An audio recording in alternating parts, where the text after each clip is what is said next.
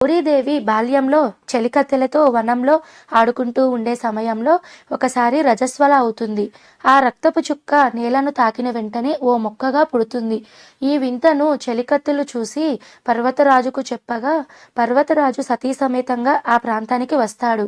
అంతలోనే ఆ చెట్టు పెద్దదై రుధిరాంశతో జన్మించాను, నా వలన ఈ లోకానికి ఏదైనా ఉపయోగం కలదు అని పర్వతరాజుని అడుగుతుంది. అప్పుడు పార్వతీదేవి అంటే గౌరీదేవి చిన్నతనపు చేష్టలతో ఆ చెట్టు నుంచి ఒక ఆకునైతే కోస్తుందండి. ఆకును కోసిన వెంటనే గౌరీదేవి వేళ్ళంతా ఎర్రబడిపోతాయి. అయ్యో, నా బిడ్డ చెయ్యి కందిపోయిందనుకునే లోపుగానే పార్వతీదేవి నాకు ఏ విధమైన బాధ కలగలేదు, పైగా చాలా అలంకారంగా అనిపిస్తుంది అని అంటుంది. పర్వతరాజు ఇకపై స్త్రీ సౌభాగ్యం చిహ్నంగా ఈ గోరింటాకు మానవలోకంలో ప్రసిద్ధమవుతుంది అని చెప్తాడట. రజస్వల సమయాన ఉద్భవించిన ఈ చెట్టు స్త్రీల గర్భాశయ